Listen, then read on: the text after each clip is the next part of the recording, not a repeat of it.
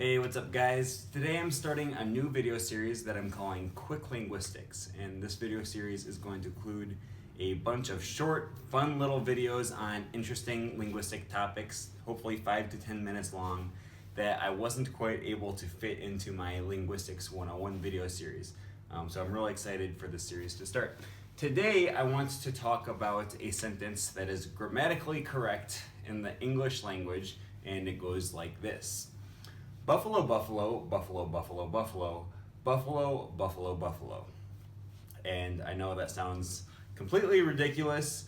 Some of you may have heard of this sentence before, but if not, then it just probably sounds like a bunch of nonsense. So, of course, the way that this sentence works is that the word buffalo has several different meanings. And in this sentence, it's used in 3 different ways: as a noun, as a verb, and as a toponym or a place name. Obviously, the noun version of the word buffalo is the most commonly used. We know what a buffalo is. In America, we call it a bison. There's also a less commonly used verb form of this word. It's kind of old-fashioned. We don't really use it very much anymore.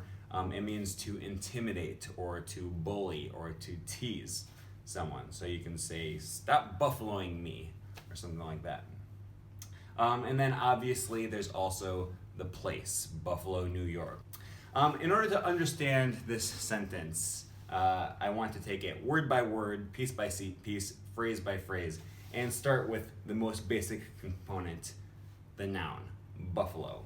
This would be a bison, obviously. You can then make a complete sentence by saying buffalo, buffalo, because the noun buffalo can be either singular or plural. In this case, it's obviously plural because we don't have the third person singular S on the end of the verb. And since we know that buffalo can be a noun and a verb, this is actually a complete sentence, meaning bison intimidate. You can then take the sentence even further. We can add a direct object to the sentence. So we have buffalo, buffalo, buffalo, meaning bison intimidate other bison. Presumably other bison, unless they're intimidating themselves. All right, so we have a 3-word sentence so far using only 1 word. Now at this point I need to introduce the topic of relative clauses. A relative clause is a phrase that modifies the noun it follows, just like an adjective modifies the noun that it precedes. In this sentence, in these example sentences here, I have underlined the relative clauses. So for example, the house that Jack built. Everything that the light touches. You're the one that I want. Not just anyone, the one that I want. Buffalo, that other buffalo intimidates. All right. It's important to note, though, that at least in English, you don't always need to include the word that, which we would call a relative pronoun.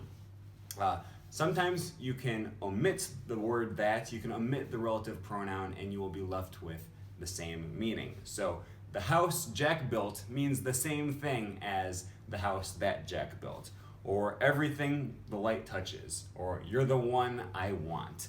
Buffalo, other buffalo intimidate, or buffalo, other buffalo, buffalo, or just buffalo, buffalo, buffalo. It's important to remember that you can omit the word that and still retain the same meaning as the original sentence. So let's go back to our sentence, buffalo, buffalo, buffalo, meaning bison intimidate other bison.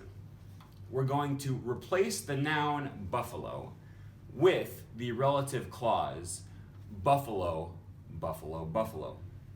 I'm sorry, with the noun phrase buffalo, buffalo, buffalo. And then we're left with a sentence, buffalo, buffalo, buffalo, buffalo, buffalo, meaning bison, that other bison intimidate other bison.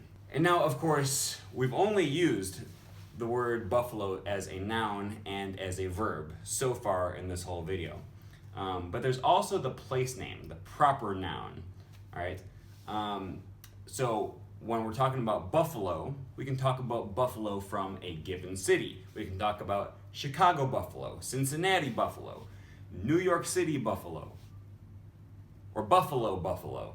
And for the sake of this video, I'm going to treat the proper noun buffalo, as in Buffalo, New York, as an adjective. Just to keep things simple, I'm going to treat it as an adjective that's modifying the verb buffalo. So you take the noun phrase buffalo, that buffalo, and you add in the adjective from the place name Buffalo, New York, and you get buffalo,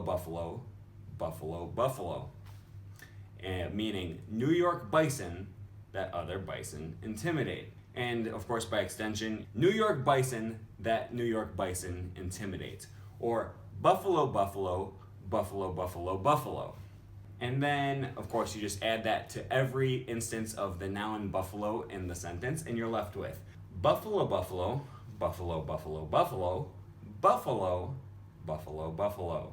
meaning New York bison that other New York bison intimidate other New York bison. And of course, since language is recursive, you can keep adding relative clauses to your sentence to every instance of the noun buffalo, and your sentence can just keep getting longer ad infinitum. As usual, if you have any questions about the linguistics of the sentence, please let me know in the comment section below. And if you want more videos about linguistics or languages, be sure to subscribe and click the little bell icon. So thanks for watching, and I'll see you guys next time.